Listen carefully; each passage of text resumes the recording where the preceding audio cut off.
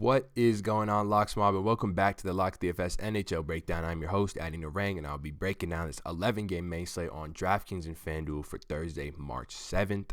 Before I get into that, though, if you guys could go ahead and leave a like and comment on this video, not only would it mean a lot to me as far as gaining traction and eyes on this video, but you will be entered into winning our free season pass of your choice.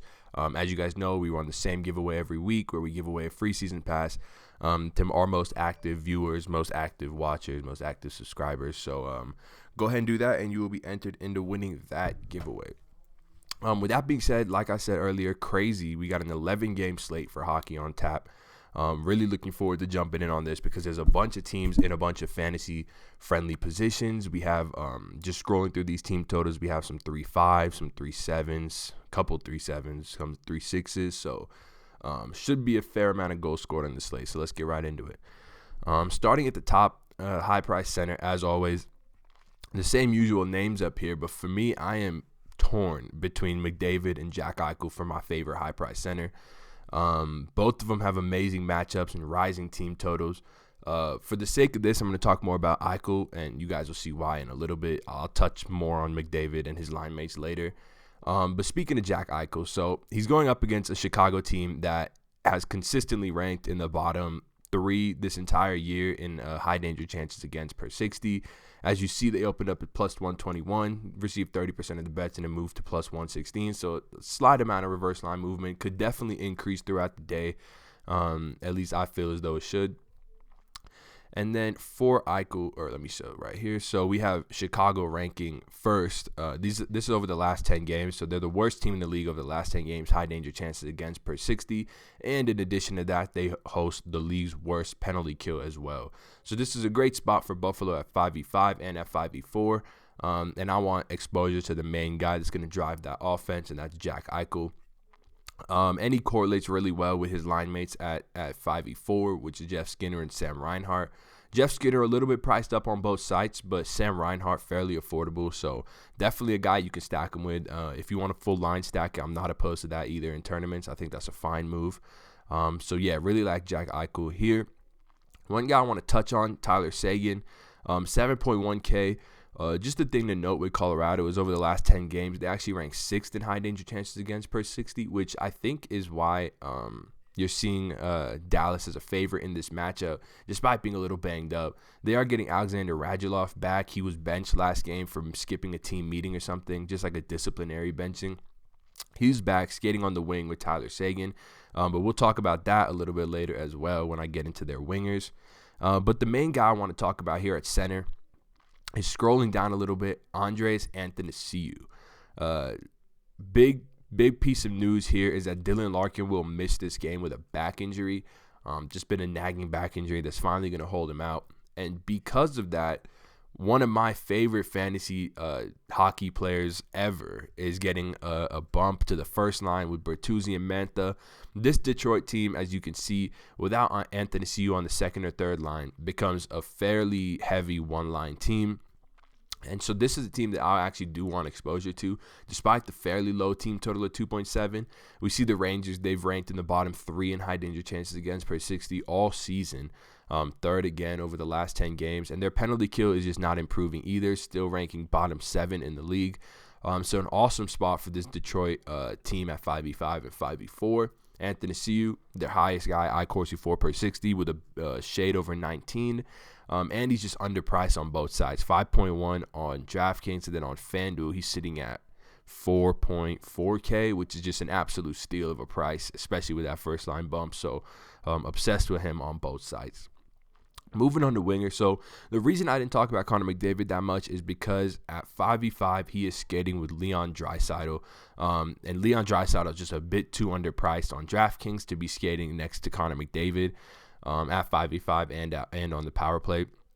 6.5K, just love him in this spot. Vancouver's been a team that's bottom 10 basically the entire year in expected goals against per 60. They don't have a good penalty kill either.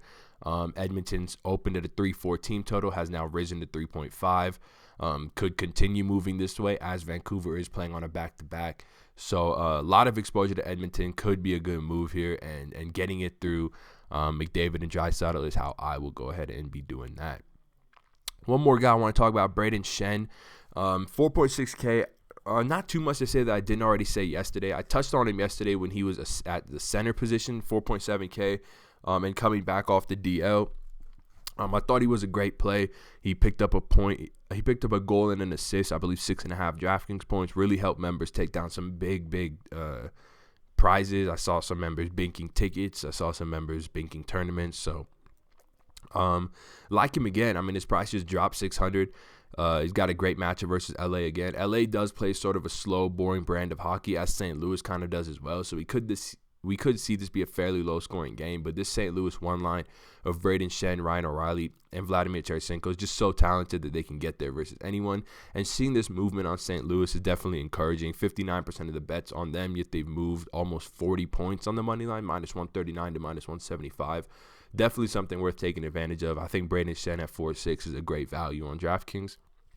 And then scrolling down a bit farther, I didn't talk about Sagan too much because I want to talk about his line mates. And Roope Hintz is a guy that I really like at 3,500. Solid value play. He's skating on that first line next to Tyler Sagan and Alexander Radulov, as he was last game when we played him. He didn't do much, but nothing's really changed in his role. Still receiving that power play one time. So definitely something you really want to take advantage of on both sides as an elite value play for Roope Hintz. Moving on to defense, so as you guys can see right here, Brent Burns day-to-day, Erik Karlsson out as always. It's looking like Brent Burns is going to miss this game with an illness. He sat out yesterday's practice. He was able to play with this illness versus Chicago, so maybe there's a chance he suits up. But if he doesn't suit up, I'm just not really interested in many of these high-priced defenders. Chris Letang looks like he's going to remain out. Brent Burns looks like he's going to remain out.